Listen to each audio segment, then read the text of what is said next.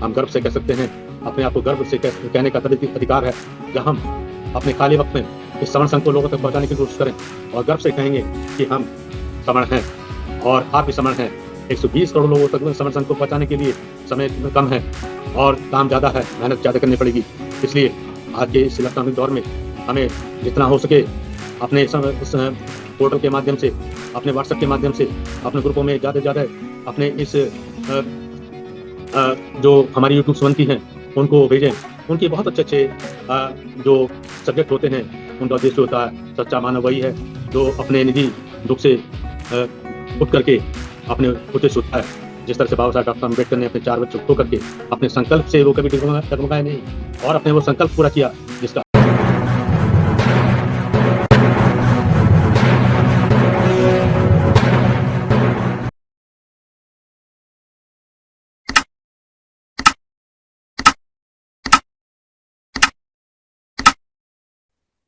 संघ नमामि, संतों को बदनामी।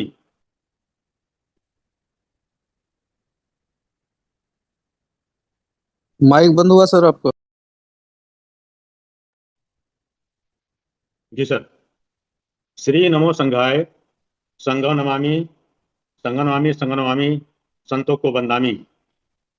अहम श्री शनिदेवी शनिदेव नमाय, मैं शनिदेव शनि देवियों को नमन करता हूँ। मैं श्रवण वेद प्रकाश, जनपद बिजनौर से। मैं एक समर्पित श्रवण इसलिए हूँ कि मुझे श्रवण संघ ने एक अपनी स्थायी, पुरातन और पहली और अंतिम पहचान मुझे दी है। अब तक जितनी भी आइडेंटिटी मेरी रही है वो सब टेम्परेरी थी, जिन्हें अब हमने उनको खत्म कर दिया है। आज शुभ शनिवार है, हैप्पी सैटरडे। शनिवार शनिपात बाहुल की कथा से मैं शुरू करता हूँ। शनिपात बाहुल हम श्रवणों के लिए एक संजीवनी है। शनिचर का अर्थ है, सन्निकट का अर्थ है पास पास पास में। बुद्ध से भी पहले भी लोग सन्निकट की चर्या करते थे, इसे सन्निकट बहुल कहते थे। संघों की सभा को सन्निपात बहुल कहते थे, इसे शनिचर्या भी कहते हैं। शनिचर्या से शनिचर हो गया, बाद में शनिचर्या और शनिचर बोलते थे। बाद में सप्ताह बना तो शनिचर से शनिवार बना। शनिवार को लोग अपने सत्तर दंड को लेकर जाते थे। सभी श्रवण आपस में मिल बैठकर समस्या पर बात करते थे, समस्या का हल निकालते थे। शनिवार को संगी अपने लोहे तांबे के फलक के सत्तर दंड, तलवार आदि शतक लेकर शनिपात बहुल में जाते थे। दूर दूर से लोग टोलियां, जत्थे, समूह में आते थे। बड़ा ही पारिवारिक वातावरण रहता था। शनिपात बहुल शुभ होता था। यह साप्ताहिक उत्सव होता था। आज साप्ताहिक उत्सव, साप्ताहिक बाजार, साप्ताहिक पैठ, वीकली बाजार में बदल गए। शनिवार को लोहे रखना, खरीदना अपशगुन बना दिया गया तो शतक दंड की परंपरा समाप्त हो गई। शनिवार को बाहर आना जाना अपशगुन बना दिया गया तो शनिपात बहुल की परंपरा समाप्त हो गई। शनिपात बहुल की परंपरा समाप्त होने से भाईचारा, आपसी प्यार मोहब्बत, व्यापार व्यवसाय, राजपाट, शासन प्रशासन, देश विदेश, खैर कल्याण, लगभग हर वस्तु श्रवणों से समाप्त हो गई। शनिपात बहुल की कथा बार बार दोहराने से, शनिपात बहुल की कथा बार बार सुनाने से और सुनने से, शनिपात बहुल की कथा को जीवन में उतारने से फिर महाश्रमण सम्राट अशोक जैसा महाभारत की ख्याति प्राप्त होगी। बड़ा बच्चा खुशहाल होगा, घर घर धन धान्य से परिपूर्ण होगा, भारत फिर दुनिया पर राज करेगा, श्रवण ही भारत का शासक बनेगा। इति श्री शनिपात बहुल कथा। जो श्रवण संगी सर्व बहने शनिपात बहुल को समझ गए हैं और वो लगातार अपने क्षेत्रों में शनिपात बहुल कर रहे हैं, उन सबको बहुत बहुत साधुवाद। और वो इसके लिए वो पोर्टल पर ग्रुप में अवश्य बताते रहें और अपने फोटो भी अवश्य डालते रहें। आइए एक छोटा सा विश्लेषण हम श्रवण संघ के उन श्रवण संघियों के विषय में करें जो अपनी सेवाएं इसमें दे रहे हैं। संविधान संविधान की उद्देशिका से शुरुआत और श्रवण संज्ञान का वाचन बहुत ही प्रिय लोगों को लगने लगा है, जिसका अर्थ अर्थ बहुत ही लाजवाब है। हमारे श्रमण संतों ने गुरुवार को गुरु दरबार लगाना शुरू किया है। इसमें हमारे श्रवण संतों की अनमोल वाणी को के माध्यम से महाश्रमण संतों की याद किया जाता है। जब से संघ टूटा, लोगों ने जात के नाम पर महाश्रमण संतों को बांट दिया, स्वयं भी बढ़ गए और छोटे बड़े ऊंच नीच जो लाभ की वाणी में होना था उससे दूर होते चले गए। विसंगतियां ज्यादा व्याप्त हो गई। धीरे धीरे उनकी वाणी से होने वाले मानवीय लाभ से लोग वंचित होते गए और अपनी समण सभ्यता को भूलकर दूसरी सभ्यता अपनाने लगे। समण संस्कार भी बदल गए, विकार आने लगे। यहाँ तक कि जो हमारे महासमण संतों ने मुक्ति का मार्ग, उसे लोग विपरीत दिशा में जाकर के दुख और पतन के मार्ग को की तरफ चले गए। अब हमें समण संघ की इन बात को पढ़ते हुए जानते हुए जो हमारे नियम हैं, अगर हम उन लोगों को अपनाएं तो सामने वो दूर दूर नहीं कि हम समण संतों की वाणी से, चाहे महाश्रवण बुद्ध की वाणी हो या संत रविदास जी की या संत कबीर साहिब की वाणी हो, हम पुनः उसको शुरुआत जो कर रहे हैं, इससे एक आशा की किरण दिखाई देती है। एक बहुत ही समण सभ्यता पुनः स्थापित हो सकती है। और जैसा कि संत कभी हारा नहीं है, इसीलिए एक छोटी सी नहीं है। पुराने समय में समण लोग भारत भर में छोटे छोटे संघों में रहते थे, उनको चलाने की गण व्यवस्था थी। इसका एक पुरातन उदाहरण, जब अजात शत्रु वज्जी लोगों से युद्ध करने के बाद बार बार हार जाता था, तब उसने अपने मंत्री वत्साकार को युद्ध बुद्ध से हेतु भेजा। बुद्ध चूंकि सभी बातों को जानते थे, उन्होंने आनंद की तरफ मुंह करके इसके 7 कारण बताए, जिन्हें अपरिहार्य नियम बताते हैं, जिससे जो निम्नलिखित हैं। नंबर 1, जब तक वज्जी लोग अच्छी तरह से संगति लगाते रहेंगे। नंबर 2, जब तक वज्जी लोग सांगिक होकर मिलते रहेंगे, संघ में रहेंगे, संघादिशेष पर चलते रहेंगे। नंबर 3, जब तक वज्जी लोग नए नियमों को बनाएंगे और बनाए नियमों का उल्लंघन नहीं करेंगे, तब पुरातन नियमों का अनुसरण करेंगे। नंबर 4, जब तक वज्जी लोग अपने उपजनों का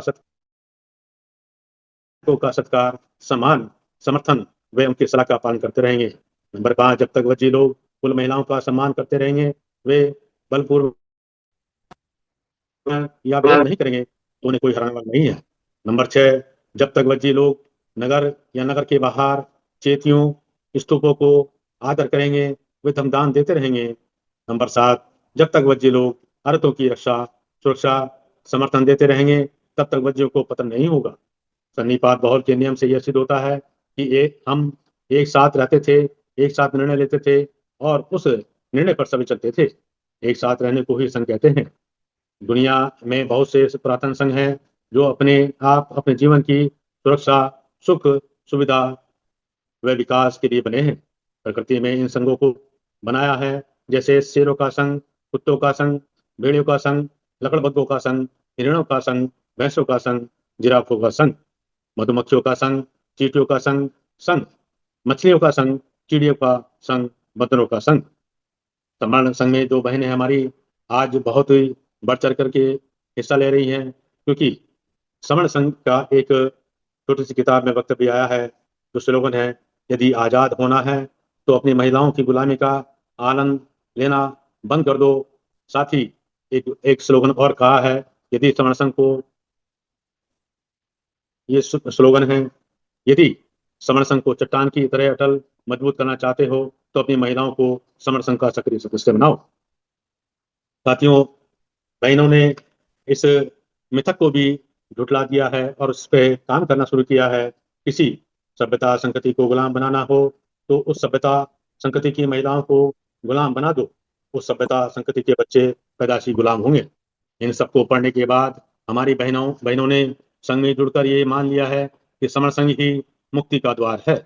इसके जो 10 गोल्डन नियम है, बहुत ही सरल है और जो भगवान बुद्ध के, महाश्रवण बुद्ध के त्रिपिटक के अध्ययन से बनाए गए हैं। अगर इनको आचरण में उतार लें तो सुख, सुरक्षा, विकास की जो गारंटी आज समण संघ देता है, वो दिन दूर नहीं कि सबको ये सुख सुरक्षा और विकास हासिल ना हो सके। इसलिए समण संघ ने बहनों की स्वतंत्रता के लिए और उनको कार्य करने की खुली छूट दी है। इसके लिए बहनों के लिए माह की 3 तारीख, 10, 20 व 30 तारीख को स्वतंत्र रूप से उन्हें पोर्टल चलाने की अनुमति दी है। समण संघ में एक व्यवहारिकता जो शुरू हुई है, जिससे बहुत बड़ा परिवर्तन है, जो बहुत ही अमूल्य है। सभी पुरुषों को सर कहा जाता है, वह बहनों महिलाओं को बहन कहा जाता है, पुकारा जाता है। सवर्ण विद्वान संघियों ने जो हमारे 5 ग्रंथ बनाए हैं, सबसे पहला ग्रंथ लाल कलर का था, जिसे जो मेरे पास वो तो नहीं है, लेकिन दूसरा मैं दिखा रहा हूँ। इसकी जिल्द लाल कलर की है। और दूसरा जो ग्रंथ संघ ने बनाया, समण संघ ने, वो काले कलर का है। जिल्द इसकी काली है। इसके बाद महा समणों का महाभारत, जिसकी जिल्द भी काली है, जो आपको ये नजर आ रही होगी, समणों का महाभारत। इसके बाद एक एक ग्रंथ और बनाया, मी आ है समण, मैं समण हूँ, जिसकी जिल्द भी काली कलर की है। और इस तरह से हमारे पोस्टर्स और ये छोटे और बड़े जितने भी पोस्टर होते हैं, वो ब्लैक कलर के ही होते हैं।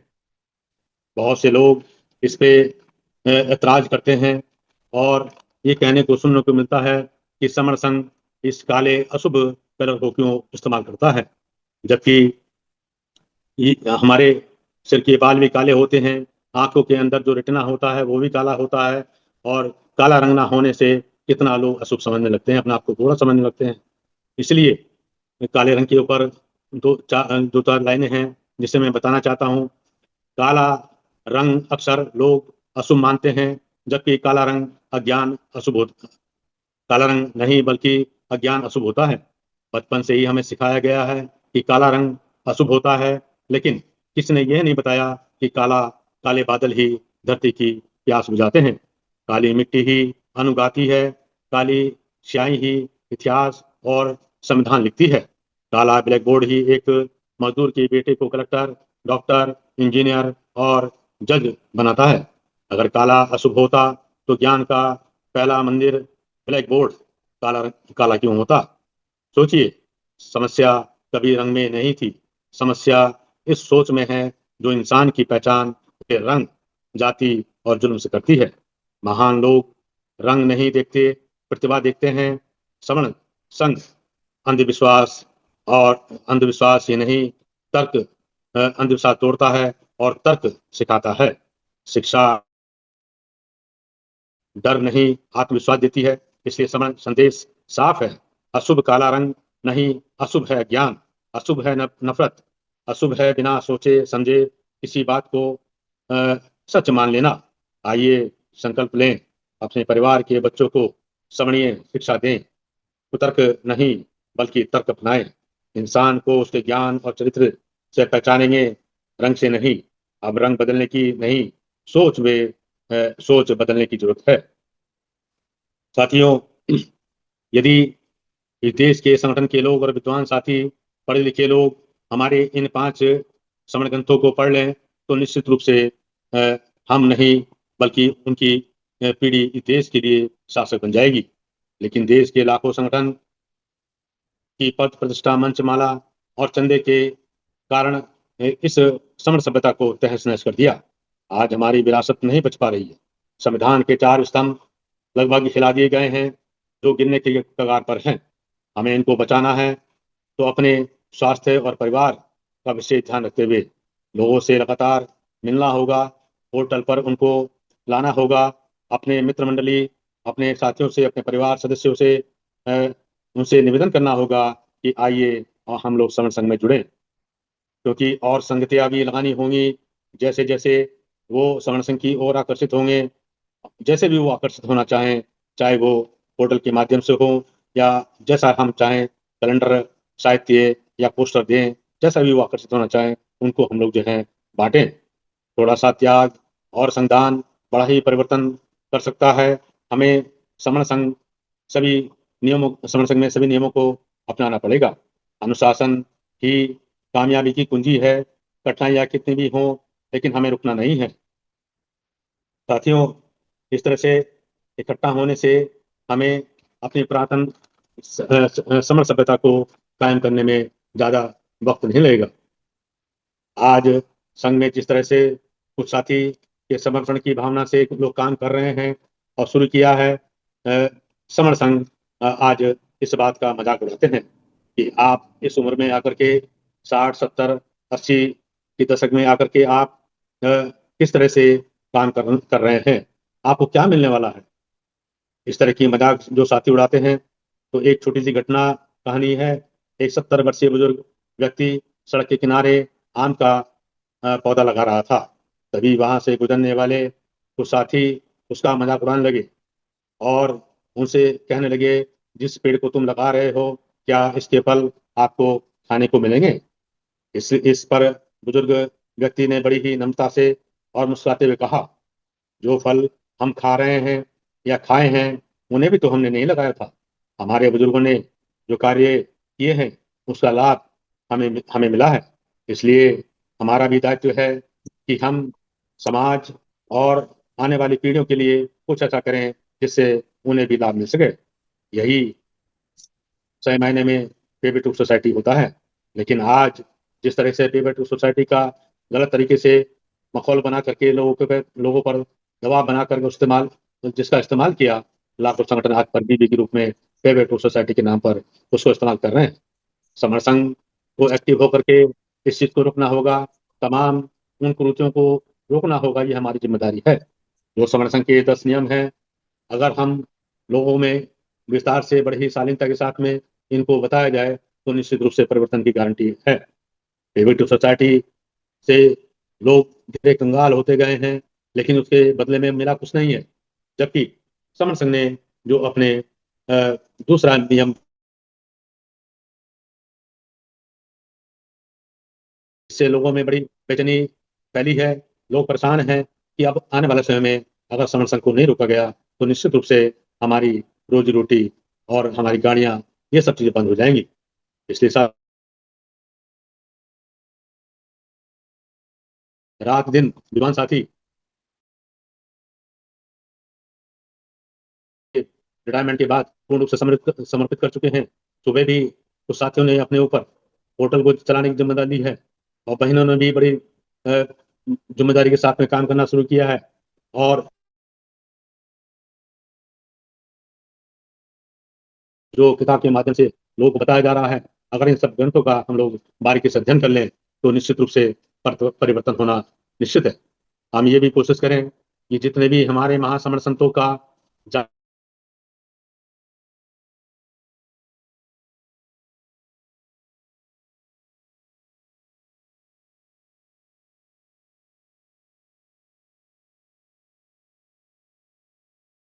करके छोटा सा कार्यक्रम करके इसके योगदान होते आपको जरूर बताते रहें। खाली समर संत ही नहीं, बल्कि समणी जो संत हुई हैं, उन्होंने भी इस भारत को महाभारत बनाने में कम अपनी योगदान भूमिका कम नहीं निभाई है। इन्हीं बातों को हम लोग, अगर आज के हालात में, आज के परिवेश में जो लोग आज निराश होकर के बैठ गए हैं, आज समर संघ की बातें लोगों को बहुत ही भा रही हैं। इसलिए हमें जितना कोशिश हो सके अपना कीमती वक्त, ज़्यादा वक्त अपना साथियों को फोन पर उनको इन्फॉर्मेशन दें, उनको उनसे मिलने की कोशिश करें, क्योंकि हम देखते हैं कि मिलने की परंपरा लगभग धीरे धीरे खत्म होती जा रही है। लोग एक बहाना मिला लेते हैं कि हमारे पास समय नहीं है, हमारा स्वास्थ्य ठीक नहीं है। लेकिन मैं अपना एक अनुभव बताता हूँ कि मैं वरिष्ठ नागरिक 62 प्लस होने के बाद आज भी अपने आप को एक ये नहीं समझता कि मैं सेवानिवृत्त हो चुका हूँ, और उसी ऊर्जा के साथ में काम कर रहा हूँ जो आज से पहले मैं 40 साल पहले कई संगठनों में फुल ऊर्जा के एनर्जी के साथ में काम किया करता था। और यही असर है, यही पुराना वर्क है, यही पुराना हमारा करेक्टर है, जिसकी वजह से आज जिला बिजनौर में आज तमाम संगठन इस बात से बेचैन है कि समर संघ को अगर हम लोगों ने डिस्टर्ब नहीं किया, तो निश्चित रूप से ये समर संघ जो आज गांव के अंदर अपने पैर फैला रहा है, जहां देखो वो समर संखार के माध्यम से, चाहे कोई सा भी संखार हो, जन्म से लेकर के मरण तक, ये लोग करना शुरू कर दिए हैं। इतना ही नहीं, महासमर संतों की इजाद दिवस को ये बखूबी तौर से बनाने लगे हैं। हमारे बुद्ध विहारों पर या आश्रमों पर मना करने के बाद भी अगर वो यहाँ नहीं आते हैं तो वो कहीं ना कहीं किसी कॉर्नर पर भी अपने परिवार में अपने बैठ करके, अपने छत पर बैठ करके अपने लोगों को बुला करके कहीं ना कहीं संदेश इस तरह दे रहे हैं। हौसला बुलंद होना चाहिए। अगर हौसला बुलंद है तो कोई भी मंजिल उसको रोक नहीं सकती। कितने भी रोड़े अटकाए जाएं, कितने भी कांटे बिछाए जाएं, लेकिन हम गर्व से कह सकते हैं, अपने आप को गर्व से कहने का तभी अधिकार है जब हम अपने खाली वक्त में इस श्रवण संघ को लोगों तक पहुंचाने की कोशिश करें और गर्व से कहेंगे कि हम श्रवण हैं और आप भी श्रवण हैं। 120 करोड़ लोगों तक श्रवण संघ को पहुंचाने के लिए समय कम है और काम ज्यादा है, मेहनत ज्यादा करनी पड़ेगी। इसलिए आज के इस इलेक्ट्रॉनिक दौर में हमें जितना हो सके अपने उस पोर्टल के माध्यम से, अपने व्हाट्सएप के माध्यम से, अपने ग्रुपों में ज्यादा से ज्यादा अपने इस जो हमारी यूट्यूब बनती हैं उनको भेजें। उनके बहुत अच्छे अच्छे जो सब्जेक्ट होते हैं, उनका उद्देश्य होता है सच्चा मानव वही है जो अपने निजी दुख से अ, उठ करके अपने उद्देश्य होता है। जिस तरह से बाबा साहब डॉक्टर अम्बेडकर ने अपने 4 बच्चों को खो करके अपने संकल्प से वो कभी डगमगाए नहीं और अपने वो संकल्प पूरा किया, जिसका आज हम लोग फायदा उठा रहे हैं। बहुत अच्छे अच्छे स्लोगन आज हमारे इन लोगों के आते हैं। जैसा कि पीछे अभी मैंने बताया है कि हम जब तक इकट्ठा नहीं होंगे, हम आपस में मिलेंगे नहीं, तो किसी कीमत पर भी हम कोई जंग जीत नहीं सकते। हमारी बहनों ने कहा है, समर संघ की महिलाओं की मुक्ति का द्वार समर संघ के माध्यम से ही खुलेगा। समर सभी विचार इस तरह से ये जो हम लोग कार्य कर रहे हैं, निश्चित रूप से इसका फल हमारी आने वाली जनरेशन को मिलेगा। और महासमण संतों का जो कारवां रुक गया था, तो ये हम लोग सब मिल करके इसको आगे बढ़ाने में सक्षम होंगे, बशर्ते कि हमें थोड़ा त्याग और बलिदान करना पड़ेगा। क्योंकि समय सबके पास है और समय किसी के पास नहीं है, केवल वो बहाना है। अगर बहाने से हट करके हम थोड़ा बहुत भी काम करना शुरू कर लें, अपने दिनचर्या में ये शामिल कर लें, तो निश्चित रूप से हम 120 करोड़ लोगों तक पहुंचाने का हम लोग सक्षम हो जाएंगे। ये सब बातें हैं जो अभी परसों को आषाढ़ पूर्णिमा आने वाली है। इस आषाढ़ पूर्णिमा पर हमारे महासमण कबीर साहब जी का जात दिवस है। सब लोग कोशिश करें अपने समण सुविचार के माध्यम से पोर्टल पर शुभकामनाएं दें, मंगल कामनाएं दें और हो सके तो इनके जात दिवस को लोगों के बीच में मनाने की कोशिश करें। छोटा मोटा खान पान की, दान पारमिता की व्यवस्था करें, ताकि हमारे कबीर साहब को जो अनुयायी हैं वो भी इस चीज को देख करके अचंभित हों कि आज इनको बुद्ध के अनुयायी भी, महासमण बाबा साहब डॉक्टर अम्बेडकर के अनुयायी भी, संत श्रोमणी रविदास जी के अनुयायी भी और सब मिला करके जो समर संघी हैं, समर संघ के माध्यम से उनके जात दिवस को मना रहा है। इसी इन दूरियों को कम करने के लिए जो संतों को भिन्न भिन्न मतों में बांटा गया और 120 करोड़ लोगों को बांट दिया गया, हम एक माला के इन मोतियों को एक माला में पिरोने की कोशिश करेंगे, तो निश्चित रूप से हमारे जितने भी बटे हुए ये पंथ के लोग हैं एक जगह इकट्ठा होंगे। अगर इकट्ठा होने में सक्षम हुए तो आने वाला जब भी इतिहास लिखा जाएगा, जब भी ये दोहराया जाएगा, तो समर संघ का इतिहास निश्चित रूप से काले अक्षरों में, लोहे की कलम से और पत्थरों की कागजों पर भी लिखा जाएगा और इतिहास में भी लिखा जाएगा। ऐसा मैं पूर्ण विश्वास दिलाता हूँ। इन्हीं शब्दों के साथ में अगर मेरे से कहीं गलती हुई हो तो मैं संघ से क्षमा चाहता हूँ, क्षमा चाहता हूँ, क्षमा चाहता हूँ। संगनवामी, संगनवामी, संगनवामी।